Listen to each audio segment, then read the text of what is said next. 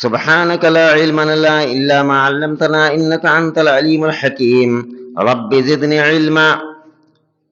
ہر قسم کی حمد و ثنا، تعریف و توصیف، بڑائی اور کبریائی لائق اور زیبا ہے اس اللہ رب العالمین کے لیے جو ہم سب کا خالق و مالک ہے۔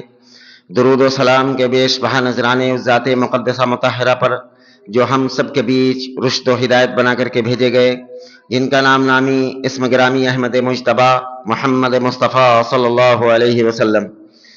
میرے بھائی اور بزرگوں، جیسا کہ آپ سب یہ جانتے ہیں کہ یہ ماہ رجب حرمت والے مہینوں میں سے ایک مہینہ ہے، اور اس کے اندر بہت ایسی چیزیں کی جاتی ہیں جن کا دین اسلام سے دور دور تک تعلق نہیں ہے۔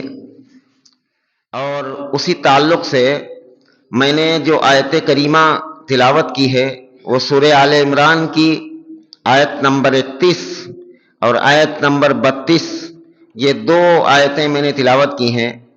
اللہ رب العالمین نے اس آیت کریمہ کے اندر ایک سمجھ لیجئے حدود قائم کر دیا ہے کہ کوئی بھی دین کا کام اس وقت تک دین کا کام نہیں ہو سکتا جب تک کہ وہ محمد رسول اللہ صلی اللہ علیہ وسلم کی سنت کے مطابق نہ ہو، پیروی میں نہ ہو۔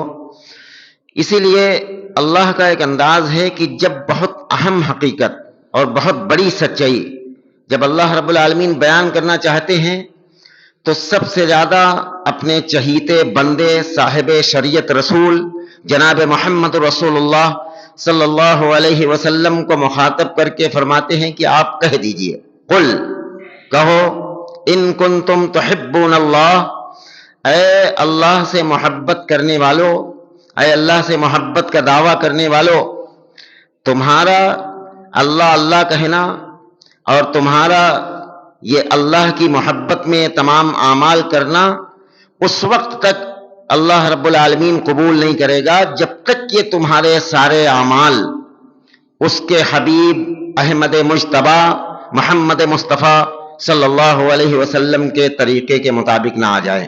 یہ شرط ہے۔ جیسے کہ ایک عام طور پر نیچرل ہے، یہ ہر انسان کا یہ مزاج ہوتا ہے کہ جو کسی سے محبت کرتا ہے تو اس کی دلی خواہش یہی ہوتی ہے کہ جس سے میں محبت کرتا ہوں وہ ذات بھی مجھ سے محبت کرے۔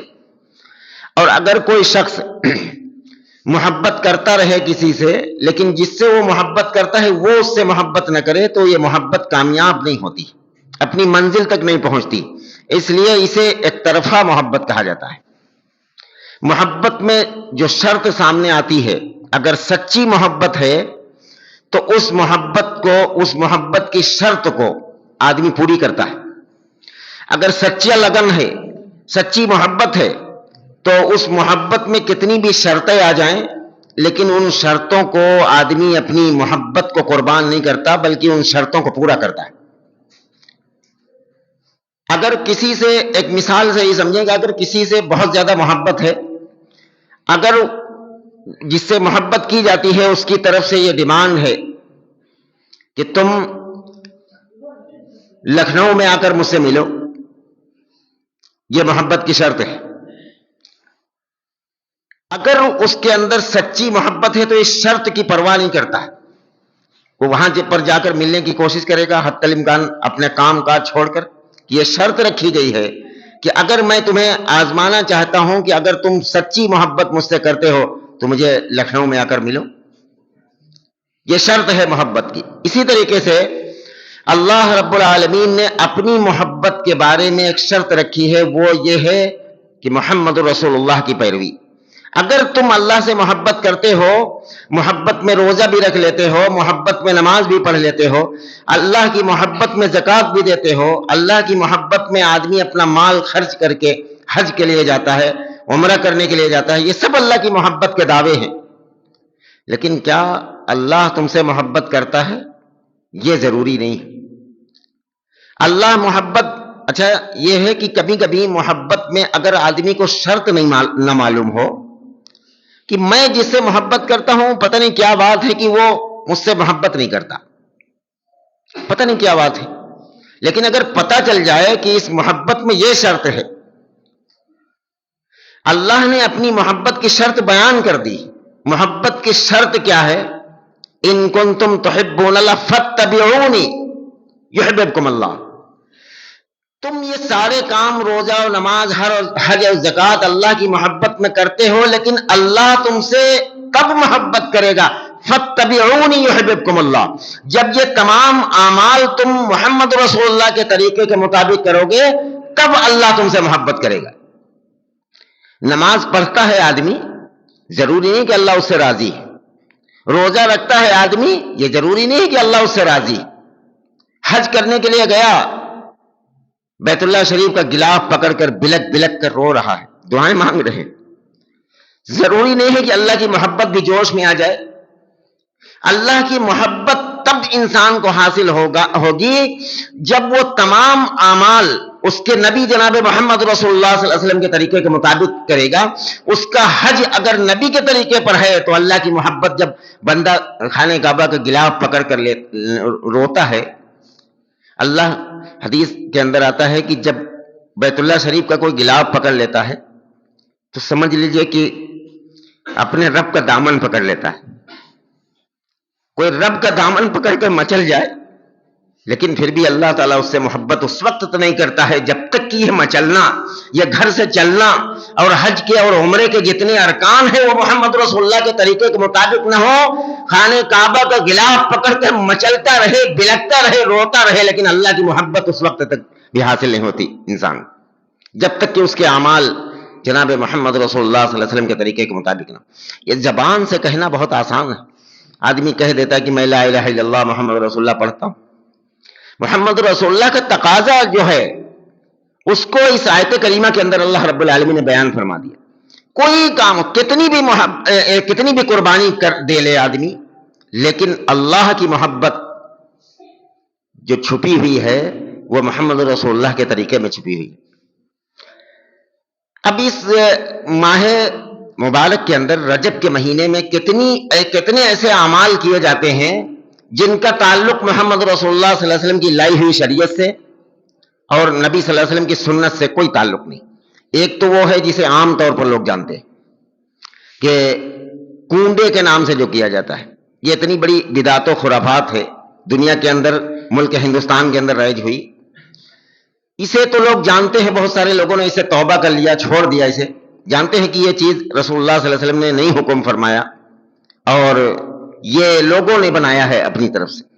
لیکن اور بھی بہت ساری چیزیں اس دور کے اندر بھی تھی کہ ماہ رجب میں لوگ جو ہے کوئی بکری کا بچہ، جو پہلی مرتبہ بکری بچہ دیتی تھی، اسے لوگ قربان کرتے تھے. عطیرہ کہا جاتا تھا اسے، بخاری کی روایت. اور لوگ اسے جہاں بت ہوتے تھے وہاں اسے ذبح بھی کرتے تھے اور ایک پرندہ اڑاتے تھے. اس سے فال لیتے تھے. پرندہ اگر داہنی طرف گیا تو سمجھتے تھے کہ یہ سفر اور یہ کاروبار کرنا ہمارے لیے ٹھیک ہے، اگر وہ بائیں طرف چلا گیا تو سمجھتے تھے یہ نہیں ٹھیک. یہ مزاج تھا اس دور کا. اس دور کے اندر کیا ہوا، ایک تو یہ کنڈے رجب کے اندر رائج ہوئے جو دین محمدی کا اس سے کوئی تعلق نہیں.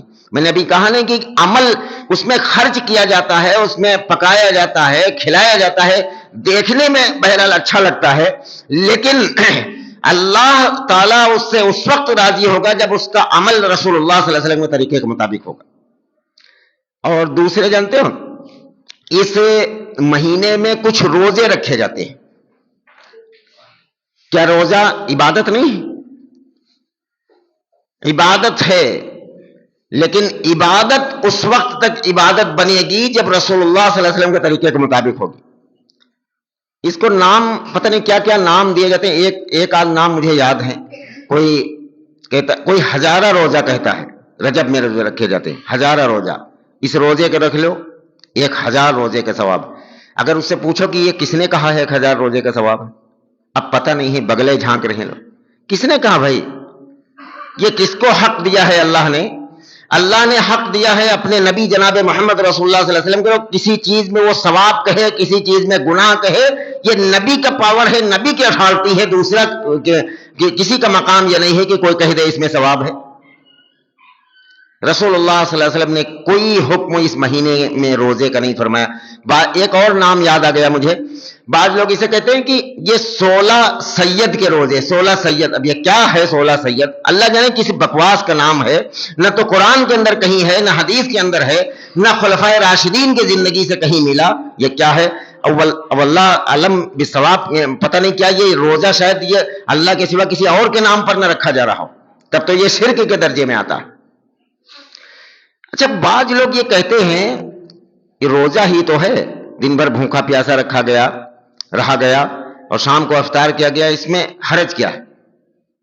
حرج میں بتاتا ہوں، اس کی چند مثالیں میں آپ کے سامنے پیش کرنے کی کوشش کرتا ہوں۔ حرج ہے جیسے رمضان کے روزے، ابھی رمضان آنے والا ہے، ایک روزے کا ثواب رسول اللہ صلی اللہ علیہ وسلم نے فرمایا کہ اللہ نے ہر چیز کے ثواب کو متعین کیا ہے، روزے کے ثواب کو بتایا ہی نہیں، اور کہا کہ روزہ خاص میرے لیے ہے، میرا بندہ اور میری بندی دن بھر بھوکا پیاسا میرے لیے رہتا ہے، میں اس کا ثواب اپنے اعتبار سے قیامت کے دن دوں گا، میں اس کو بیان نہیں کر سکتا، اتنا زیادہ ثواب۔ وہی روزہ اگر جب عید کا چاند نکل آئے، کوئی عید کے دن روزہ رکھ لے تو کیا یہ روزہ ثواب ہے؟ رسول اللہ صلی اللہ علیہ وسلم فرمایا، بخاری مسلم کی حدیث ہے کہ عید کے دن روزہ رکھنا حرام ہے۔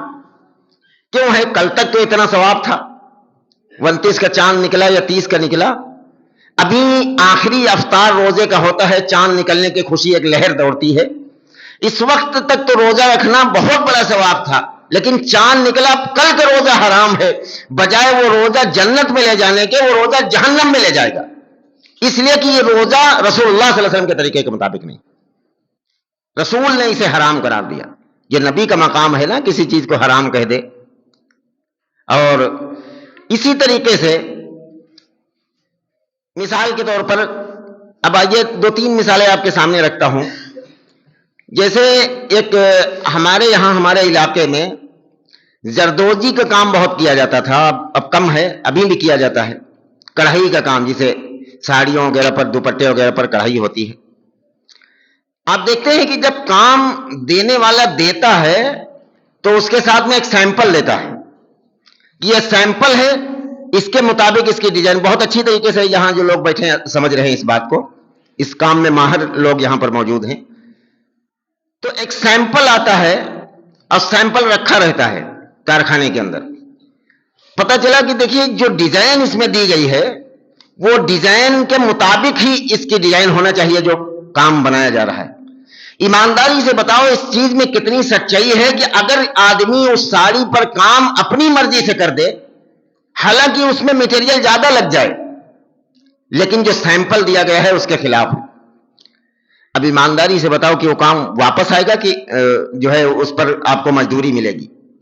ظاہر ہے واپس ہو جاتا ہے، واپس ہے، اس لیے کہ کام دینے والے نے تمہیں سیمپل دیا تھا کہ اس کے مطابق ہونا چاہیے، تم نے سیمپل کے خلاف کیا، وہ کام واپس آئے گا، مزدوری ملنا تو بات درکنار، اوپر سے تمہارے اوپر جو ہے پلانٹی لگ جائے گی، جرمانہ لگ جائے گا، تم نے کپڑا بھی خراب کیا، کبھی کبھی کپڑے کے پیسے دینے پڑ جاتے ہیں، تم نے ڈیزائن کیوں بدلا، ہے کہ نہیں؟ ایسا ہی ہے۔ اور آدمی کہتا ہے کہ اس روزے میں حرج کیا ہے؟ دن بھر حرج یہی ہے کہ ڈیزائن بدلی ہوئی ہے، جو سیمپل دیا اللہ نے، فرمایا کہ لقد کان لکم فی رسول اللہ اسوۃ حسنہ، میں نے تمہارے لیے دین میں رسول اللہ صلی اللہ علیہ وسلم کو نمونہ اور سیمپل بنایا ہے، اس کے مطابق تمہارا روزہ نہیں ہے 16 سید اور یہ ہزارہ روزہ، یہ روزہ جہنم میں لے جائے گا جنت میں لے جانے کے بجائے۔ اور ایک مثال اور آپ کے سامنے رکھتا ہوں بات واضح کرنے کے لیے، میں کوشش کر رہا ہوں کہ بہت آسان زبان میں، یہاں عورتیں بھی موجود ہیں، عورتوں کے اندر یہ چیز زیادہ ہوتی ہے، ٹھیک ہے روزہ رکھے لیتے ہیں، اس میں حرج کیا ہے؟ عورتیں بیچاری بہت نرم دل کی ہوتی ہیں، ان کو صحیح دین بتایا جائے، اگر ان کو مسجد سے جوڑا جائے، صحیح دین ان کے کانوں تک پہنچے تو صحیح دین پر بھی عمل کریں گے، لیکن افسوس یہ ہے کہ لوگ اپنے اپنے گھر کی عورتوں کو بازاروں پر بھیج دیتے ہیں، میلے ٹھیلوں میں بھیج دیتے ہیں جہاں غیر محرموں کے دھکے لگتے ہیں، مسجد میں بھیجنا بڑا مشکل ہے۔ اس پر بڑا عجیب معاملہ ہے کہ ایک عام آدمی اگر اپنی گھر کی عورتوں کو مسجد میں لائے تو اللہ اس کے رسول کی بات کو سن کر ان کے اندر صحیح دین آ جائے. کہتے ہیں اس روزے میں کیا حرج ہے, یہ گناہ ہے, اور ڈنکے کی چوٹ پر یہ بات کہی جائے گی کہ یہ گناہ ہے, یہ جہنم میں لے جائے گا, اس لیے کہ رسول اللہ صلی اللہ علیہ وسلم کے طریقے کے مطابق نہیں. اب آئیے ایک مثال آپ کے سامنے اور رکھتے ہیں. جیسے مثال کے طور پر آپ جانور ذبح کر رہے ہیں, مرغا ذبح کر رہے ہیں, یا بھینسا ذبح کر رہے ہیں, یا بکرا ذبح کر رہے ہیں مثال کے طور پر. اب بجائے آپ خود ذبح کرنے کے میں آپ کوئی بہت پڑھے لکھے آدمی کو بلا لے اور وہ آ کر چھری پکڑے اور بسم اللہ اللہ اکبر سے پہلے بہت ساری صورتیں, بہت ساری آیتیں پڑھ لے, لیکن وہ اس کے بعد بسم اللہ اللہ اکبر بھی کہے اور چھری چلا دے گدی کی طرف سے, جانور پر بجائے حلق کی طرف سے گدی کی طرف سے وہ کاٹ دے. علامہ صاحب, اب ایک مسلمان دیکھ رہا ہے, ایمانداری سے بتاؤ, اس سے کہا جائے کھاؤ یہ گوشت, یہ تو نہیں, یہ کیسے, یہ تو گدی کی طرف سے ذبح کر دیا. کیوں بھائی, اتنے بڑے علامہ صاحب نے ذبح کیا, اللہ کا نام لے کر ذبح کیا. وہی بات ہے, ان کنتم تحبون اللہ فاتبعونی, اللہ کا نام لے کر تو ذبح کیا گیا ہے, لیکن جو ذبح کرنے کا, جو چھری چلانے کا طریقہ رہا ہے وہ رسول اللہ صلی اللہ علیہ وسلم کے طریقے کے مطابق نہیں رہا, اس لیے حرام ہوا. کوئی مسلمان کے سامنے وہ گوشت رکھا جائے جس کو یہ پتا ہو کہ اسے گدی طرف سے ذبح کیا گیا ہے بسم اللہ اللہ اکبر پڑھ کر. مرغا جو ذبح کیا گیا ہے تو حلق کی طرف سے نہیں, چھری حضرت نے جو پیر صاحب نے چلائی ہے وہ گدی کی طرف سے چلا دی. مسلمان کے سامنے رکھا جائے, کھائے گا گوشت؟ ہاں, نہیں کھائے گا. سے پوچھا جائے کیوں نہیں کھاؤ گے؟ بھئی اللہ کا نام لے کر بسم اللہ اللہ اکبر کہہ کر ذبح کیا گیا, کیوں نہیں کھاؤ گے؟ ارے ذبح تو کیا گیا اللہ کا نام لے کر, لیکن مولوی صاحب کو پتہ نہیں تھا, انہوں نے گدی کی طرف سے چھری چلا دی, میں نہیں کھاؤں گا, یہ حرام ہے. اب یہ جو کچھ بھی خرچ ہو رہا ہے دین کے نام پر, یہ کنڈے اور یہ ہزارہ روزہ اور یہ جو کچھ بھی ہو رہا ہے دنیا کے اندر, جو قرآن و حدیث کے اندر نہیں ہے, بالکل ٹھیک اسی طریقے سے ہے کہ جانور بھی حلال ہے جسے ذبح کیا گیا, اللہ کا نام لے کر بھی ذبح کیا گیا, لیکن چھری چلانے کا جو طریقہ رہا ہے وہ محمد رسول اللہ کے طریقے کے مطابق نہیں, اس لیے حرام. کوئی بسم اللہ اللہ اکبر پڑھ کر کے سیدھے پیٹ میں چھرا بھونک دے جانور کے, تب بھی وہ مر جائے گا کچھ دیر کے بعد. اب اس کے بعد کوئی دیکھنے والا دیکھ رہا ہو کہ ارے مولوی صاحب نے تو پیٹ میں چھرا بھونک دیا بسم اللہ اللہ اکبر کہہ کر, یہ کون سا طریقہ ہے؟ سے کہا جائے کہ کھاؤ بھائی, گوشت تیار ہو گیا, بہت اچھا گوشت ہے, رواج دار ہے, لیکن مسلمان اس رواج پر گرے گا نہیں, اس لیے رواج دار ہے, لیکن یار یہ طریقہ رسول اللہ صلی اللہ علیہ وسلم کے طریقے پر ذبح نہیں کیا گیا, یہ حرام ہے. اسی طریقے سے لنگر حرام ہوتا ہے. لنگر جو کیا جاتا ہے اللہ کے, اگر وہ اللہ کے نام پر ہو, رسول اللہ صلی اللہ علیہ وسلم نے کہا کہ اپنا مال خرچ کرو, اپنا پیسہ خرچ کرو, غریبوں کو کھلاؤ پلاؤ. یہ بہت ولا یحض علی طعام المسکین, کہ جو لوگوں کو کھانا کھلانے کی فضا نہیں بناتا اس کے لیے وائل ہے جہنم. اگر اللہ نے دیا لوگوں کو کھلاؤ پلاؤ, لیکن اس کے کھلانے کا طریقہ جو رسول اللہ صلی اللہ علیہ وسلم نے سکھایا وہ یہ ہے کہ اللہ کے نام پر کھلایا جائے. کوئی چیز بانٹی جائے تو اللہ کے نام پر بانٹی جائے, کیونکہ یہ صدقہ ہے, صدقہ عبادت ہے. عبادت اشہد ان لا الہ الا اللہ, میں گواہی دیتا ہوں کہ عبادت کے لائق اللہ کے سوا کوئی نہیں. اگر عبادت میں کسی دوسرے کو شامل کیا گیا تو ایسا شخص تو مشرک ہے. عبادت اللہ کے سوا کسی کی نہیں. صدقہ کرنا, زکوٰۃ دینا, روزہ رکھنا, نماز پڑھنا, سب عبادتیں ہیں, ساری عبادتیں اللہ کے لیے.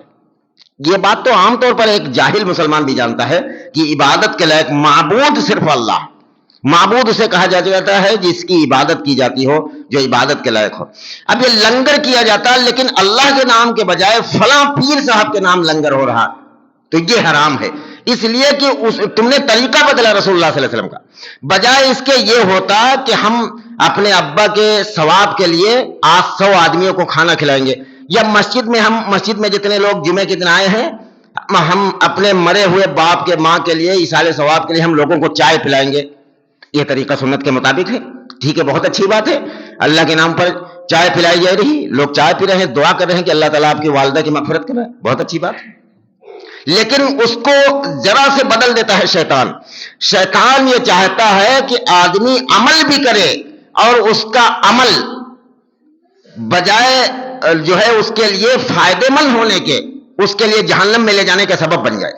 اسی لیے رسول اللہ صلی اللہ علیہ وسلم ڈرایا کرتے تھے ہر خطبے کے اندر. جب خطبہ دینا شروع کرتے تو کہتے، حضرت جابر رضی اللہ تعالیٰ عنہ راوی ہیں اس حدیث کے، فرماتے ہیں کہ صحیح مسلم کی حدیث نمبر 867 ہے، اس کے اندر فرماتے کہ اللہ کے رسول جب بھی خطبہ دیتے کہتے فَإِنَّ خَيْرَ الْحَدِيثِ کتاب اللہ، سب سے بہترین طریقہ دنیا کے اندر اگر کوئی کتاب ہے تو یہ اللہ کی کتاب ہے. اس کے اندر سموِدھان ہے پوری دنیا کے انسانوں کے لیے کہ کیسے انسان اپنے سارے اعمال کرے. اور فرمایا کہ وَخَيْرَ الْحَدِي حَدِيُ مُحَمَّدٍ صلی اللہ علیہ وسلم، سب سے بہترین طریقہ اس کے نبی جناب محمد رسول اللہ صلی اللہ علیہ وسلم کا طریقہ. وَشَرَّ الْأُمُورِ مُحْدَثَاتُهَا، دین کے اندر ہر نئی چیز بدعت ہے. وَشَرَّ الْأُمُورِ مُحْدَثَاتُهَا وَكُلُّ مُحْدَثَةٍ بِدْعَةٍ وَكُلُّ بِدْعَةٍ ضَلَالَةٍ، دین کے اندر ہر نئی چیز بدعت ہے اور ہر بدعت گمراہی ہے، ہر گمراہی جہنم کے اندر لے جائے گی. سب سے زیادہ خبردار جو کیا ہے رسول اللہ صلی اللہ علیہ وسلم نے انہی چیزوں سے کہ کہیں دین کے کام پر بہک نہ جانا. اور یہی ہوا ہے، شیطان لوگوں کو کھڑا کیا کہ بھائی یہ ثواب کا کام ہے، یہ دین کا کام ہے، اس میں تو لوگوں کو کھانا کھلایا جا رہا، اس میں تو قرآن کی آیتیں پڑھی جا رہی. اب ایمانداری سے یہ بتاؤ کہ مغرب کی فرض نماز 3 رکعت ہے. اگر کوئی کہے کہ آج جمعہ ہے، چھٹی کا دن ہے، چلو امام صاحب نے اعلان کر دیا کہ 4 کی نیت باندھتے ہیں، آج کوئی کام نہیں ہے ہم کو، عشاء تک ایک دم فری، 4 کی نیت باندھ رہے. چوتھی رکعت مغرب کی جب امام پڑھائے گا، بتائیے اس میں گالی بکے گا؟ چوتھی رکعت میں بھی سورہ فاتحہ پڑھے گا، وہی قرآن پڑھے گا جس قرآن کا 1 حرف سننا 10 نیکی، اسی قرآن کی آیتیں وہ چوتھی رکعت میں پڑھے گا امام، لیکن وہ نماز اس کو جہنم کے اندر لے جائے گی. حالانکہ اس نے گالی نہیں بکی چوتھی رکعت میں. چوتھی رکعت میں سورہ فاتحہ پڑھا، سبحان ربی الاعلیٰ پڑھا، سبحان ربی العظیم پڑھی، لیکن وہی بات ہے کہ ان کنتم تحبون اللہ، جو کچھ بھی تم کر رہے ہو اللہ کی محبت میں کر رہے ہو، لیکن اللہ تم سے محبت نہیں کرتا. فاتبعونی یحببکم اللہ، جب رسول کی پیروی کرو گے تب اللہ تم سے محبت کرے گا. بہت امپورٹنٹ یہ بات ہے کہ کاش کے دل و دماغ کے اندر اتر جائے. یہ کڑوی باتیں تو ہیں، ہو سکتا ہے کچھ لوگوں کو یہ بات نہ اچھی لگ رہی ہو، لیکن یہ علاج ہے، یہ علاج ہے جو میں کر رہا ہوں. اگر وقت پر علاج نہ کیا گیا کسی بگاڑ کا تو پھر دھیرے دھیرے کر کے وہ کینسر بن جاتا ہے. یہ علاج ہے. اگر کڑوی دوا پی لی گئی یہ سمجھ کر کہ میرے لیے یہ شفا ہے، تو انشاءاللہ آپ کا دین بھی درست ہو جائے گا اور آپ کی آخرت بھی بن جائے گی. دنیا کے اندر بھی چین و سکون آئے گا، آخرت بھی بن جائے گی. یہ اگر اس دور کے اندر صاف ستھری بات بولی نہ جائے. اسے سوال کیا گیا کیا یہ رجب کا یہ روزہ جو 16 سید اور یہ ہزارہ یہ گناہ ہے؟ میں نے کہا ہاں گناہ. لوگ حیرت میں ہو گئے، روزہ رکھنا بھی گناہ؟ ہاں گناہ. اس لیے کہ صاف سیدھی بات کہنے کی عادت ڈالو. جو چیز اچھا، بعض لوگ اس طرح کی مثال دے دیتے ہیں کہ رسول اللہ صلی اللہ علیہ وسلم کے ٹائم میں لوگ چائے نہیں پیتے تھے، رسول اللہ صلی اللہ علیہ وسلم کے ٹائم میں اس طرح کے پینٹ نہیں پہنا کرتے تھے، لوور نہیں پہنا کرتے. بتائیے یہ دین کا کام؟ میرے بھائیوں، دین ایک الگ مسئلہ ہے. دین میں کوئی نئی چیز نہ شامل کی جائے.